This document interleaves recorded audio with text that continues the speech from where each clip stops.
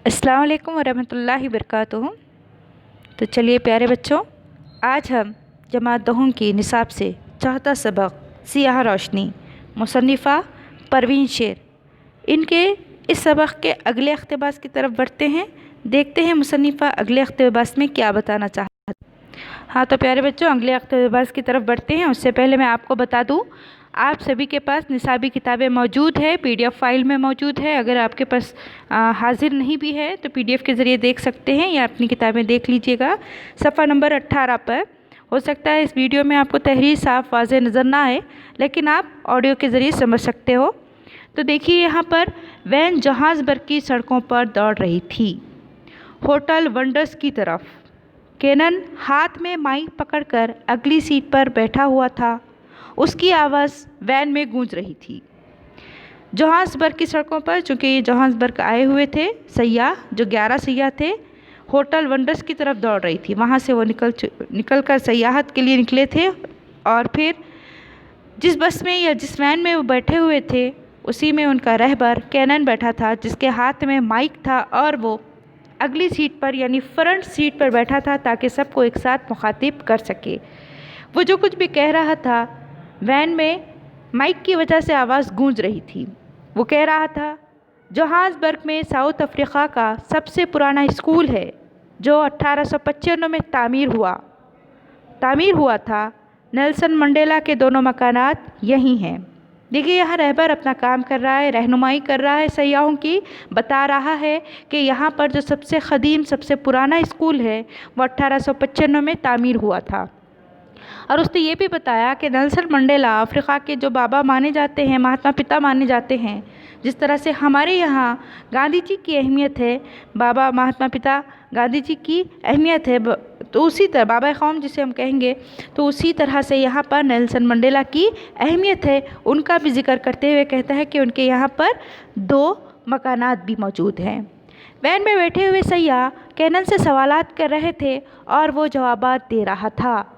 Johannesburg में सोने की कान का पता जॉर्ज वाकर और जॉर्ज ब्रेसन ने लगाया था। मतलब वो मुख्तलिफ़ किस्म की मालूमात देता हुआ चल रहा था, अहम मालूमात, जिनमें से उसने ये भी बताया कि सोने की कान, अफ्रीका जो है ऐसा मुल्क है जो कुदरती दौलत से माला माल है। यहाँ पर कहा जाता है हीरे और सोने की कानें मौजूद है। तो यहाँ की सोने की कान का पता जॉर्ज वाकर ने और जॉर्ज ब्रेसन ने लगाया था। साउथ अफ्रीका कुदरती वसाइल की वजह से दौलतमंद हो गया क्योंकि यहाँ सोने और हीरे के ज़खायर हैं। यहाँ गोरों की आबादी 10% है। यहाँ मौसम सरमा जुलाई से शुरू हो जाता है। केनन बोलता जा रहा था। यहाँ केनन अपने ज़िम्मेदारी पूरी करते हुए अपने फ़र्ज़ को निभा रहा था, मालूमात देने का काम कर रहा था सयाहों को। और यहाँ पर अफ्रीका के बारे में ये भी बताया गया कि यहाँ सोने और हीरे के ज़खायर हैं। यहाँ गोरों की आबादी बहुत कम है, यानी 10% है। आपको बताती चलूँ तारीख़ के हवाले से कि अफ्रीका को तारीख़ दुनिया भी कहा जाता, तारीख़ बर्र आज़म कहा जाता था, इसलिए कि ये जंगलात से घिरा हुआ मुल्क है और अफ्रीका के बारे में या इसकी जो कुदरती वसाइल है, इसकी इत्तला गोरों को बहुत लेट मिली थी या बहुत ताख़ीर से मिली थी। इसलिए हिंदुस्तान के मुकाबले में अफ्रीका इतना नहीं लुटा जितना हिंदुस्तान को बर्बाद किया गया था। हिंदुस्तान को ज़रई मुल्क होने के बावजूद भी कंगाल कर दिया गया था। तो हम आगे बढ़ते हैं। परवीन वैन की खिड़की से बाहर देख रही थी, मकई के खेत के रंगों से सुरूर हासिल कर रही थी और केनन की आवाज़ से इल्म के मोती चुन रही थी। बहुत खूबसूरत बातें बताई गई है यहाँ पर, और कीजिएगा, परवीन खिड़की से बाहर देख रही थी क्योंकि वो वैन में ऐसी जगह बैठी थी जहाँ से खिड़की थी, जहाँ खिड़की की सीट पर बैठी हुई थी। तो यहाँ से वो बाहर का मज़ा ले रही थी, बाहर के नज़ारे देख रही थी और मकई के खेत के रंगों से, खेत के रंग मतलब मकई भुट्टे जिसको हम कहते हैं, तो यहाँ पर उसके रंगों से सुरूर के माने खुशी के होते हैं, खुशी के माने होते हैं। और केनन की आवाज़ से, केनन चूँकि मालूमात दे रहा था तफरी के लिए निकले हुए लोगों को, सयाहों को मालूमात दे रहा था। तो वो इल्म के मोती चुन रही थी, यानी नई नई बातें। अब जैसे कि इसमें हमें ये भी नहीं पता था कि मौसम सरमा कब शुरू होता है, तो मालूम पड़ा अफ्रीका में मौसम सरमा जुलाई से शुरू होता है। उसी तरह हमें ये भी मालूम पड़ा कि सोने के कान का पता किसने लगाया था। हमें ये भी मालूम पड़ा कि यहाँ पर सोने और हीरे के ज़खायर मौजूद है। मतलब मुख्तलिफ जो मालूमात हमें मिल रही है कैनिन के ज़रिए, तो ये तमाम बातों को, ये मालूमात को वो महफूज कर रही थी अपने जहन में। सिटी की सड़कों पर सुबह की नरम धूप अपने सुनहरे परों को फैलाए बैठी थी। मतलब सुबह का वक्त था और हर तरफ सुनहरी सुनहरी किरणें नज़र आ रही थी, क्योंकि ये मौसम बहुत ही खूबसूरत मौसम था और इस वक्त धूप की किरणें बड़ी भली मालूम हो रही थी। सड़क के किनारे रंग ही रंग थे। छोटे छोटे स्टॉलों में फनकारों के फ़न चमक रहे थे। स्टॉल दुकान को कहते हैं, छोटी छोटी जो दुकानें होती है। तो यहाँ पर एक तरह से मॉल रोड समझ जाइए कि यहाँ पर बहुत सारी दुकानें थी मुख्तलिफ। यहाँ पर फ़नकारों ने अपने अपने फ़न का मुज़ाहरा किया था। मुजस्सिमे और क्राफ्ट, मुसव्विरी और रंगीन पोशाक। फुटपाथ पर भी चादरों पर तरह तरह के अशिया बराए फ़रोख्त मौजूद थीं। लोग मोल तोल कर रहे थे। देखिए यहाँ पर एक मुहावरा आया है, मोल तोल करना यानी भाव करना, चुकाना, कीमत कम ज़्यादा करना। सड़कों पर भी क्या है, फुटपाथ जो होता है जहाँ से पैदल चलते हैं लोग, तो वहाँ पर भी कई लोग चादर, बड़े बड़े बेडशीट्स बिछा कर मुख्तलिफ़ चीज़ें उस पर रखे हुए थे। और उसके अलावा बताया गया कि यहाँ पर खूबसूरत मुजस्समे थे, क्राफ्ट की बनाई चीज़ें थी, मुसव्विरी की चीज़ें थी, रंगीन पोशाक थे। मतलब एक तरह से ये बाज़ार था, मार्केट था शॉपिंग के लिए। यहाँ पर लोग ख़रीदारी कर रहे थे। परवीन उस दुकानदार औरत की बेबसी को देख रही थी जिसे अपनी बका के लिए कीमत कम करनी ही थी। देखिए यहाँ पर मोल तोल कर रहे थे लोग, कीमत कम ज़्यादा कर रहे थे। ज़्यादा तो क्या, कम ही करते हैं, लेकिन देने वाला ज़्यादा बताता है उनके हिसाब से। तो यहाँ पर परवीन की नज़र एक औरत पर पड़ी जिसे अपनी कीमत को, जो भी उसके पास चीज़ थी, उस चीज़ की कीमत को, उस चीज़ के दाम को कम करना पड़ा। अगर वो कम नहीं करती तो फिर उसकी वो चीज़ फ़रोख्त नहीं होती थी। और अपनी बका के लिए, यानी वहाँ मार्केट में रहने के लिए, अपनी तरक्की के लिए उसे ऐसा करना लाजमी था। वैन का ड्राइवर यूपा था। उसने वैन सेटों के एक मफलुकुल हाल इलाके में रोक दी थी।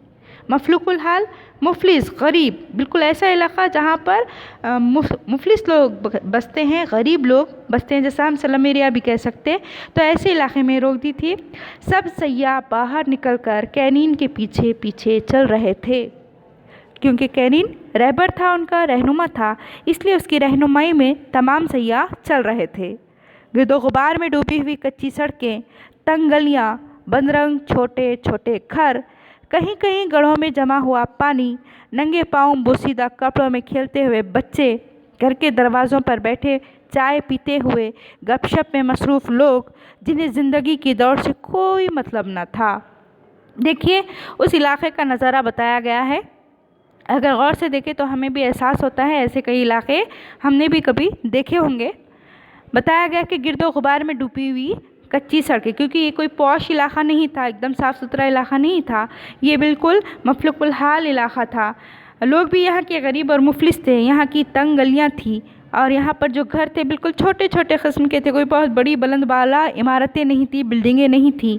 कहीं कहीं जगह ऐसी भी थी जो गढ़ों से, पानी से गढ़े भरे हुए थे, लबरेज थे। इसी के साथ नंगे और बोसीदा कपड़ों में, बोसीदा फटे पुराने इंतहाई नाखिस कपड़ों में बच्चे खेलते हुए नज़र आए। तो वहाँ पर घर के सामने कुछ लोग बैठे चाय पीते हुए बातों में मसरूफ़ नज़र आ रहे थे। गपशप करना यानी बातों में मसरूफ़ रहना। और ऐसा लग रहा था उनको देखकर कि दुनिया कहाँ से कहाँ पहुँच रही है, किस तरह तरक्की कर रही है। इससे इन्हें कोई सरोकार नहीं, कोई वास्ता नहीं, दुनिया की दौड़ में वो रहना नहीं चाहते, कोई मतलब नहीं। मकानों के सामने तारों की जंग आलूद बाड़ और हर घर पर टीन की छत। देखिए घर की नोयत बताई गई है कि घरों के सामने जो बाउंड्री वाल हम घेरते हैं अपने घर के सामने, तो यहाँ की बाउंड्री वाल कैसी थी, तारों जंग भरे, जो ख़राब किस्म के जंग भरे तार होते हैं लोहे के, ऐसे तारों से बाउंड्री घेरी हुई थी, वो भी जंग भरे हुए थे। और उसी के साथ साथ हर घर के छत कैसी थी, टीन शेड के थे। ये इलाका जोहान्सबर्ग से 20 मील दूर है। इसे स्वेटो कहते हैं। अपार्थाइड के दौरान कालों को इसी जगह भेज दिया गया था। देखिए यहाँ पर क्या बताया गया कि ये इलाक़ा सोवेटो का है और यहाँ पर अपार्थाइड यानी कि जब नस्ली भेदभाव हुआ था, अपार्थाइड के माने होंगे नस्ली भेदभाव जब किया जा रहा था काले गोरों का, तो उस वक्त क्या हुआ था, जितने काले लोग थे उनको इसी इलाके में भेज दिया गया था, उनके लिए इलाक़ा मखसूस कर दिया गया था। सोवेटो का माहौल और कच्चे रास्ते और गलियों से उड़ती हुई गिर्द के ज़र्रे कह रहे थे कि किस तरह वह मुल्क दर्द का गहवारा बना हुआ था। दर्द का गहवारा बनना, दर्द की आमाजगाह बन जाना, यानी कि हर तरह से जुल्म व सितम के पहाड़ तोड़े जा रहे थे। यहाँ पर गली गली से, यहाँ पर ज़र्रे ज़र्रे से एहसास हो रहा था कि यहाँ पर कभी जुल्म व सितम की हद रही होगी। अब आगे हमने देखना है कि गलियों से गली की धूल परवीन के कदमों से लिपट रही थी और वो सोच रही थी कि सियाहत सिर्फ जमालियाती ज़ौक़ की तस्कीन नहीं, खुरदुरी बदसूरती की आगाही का नाम भी है।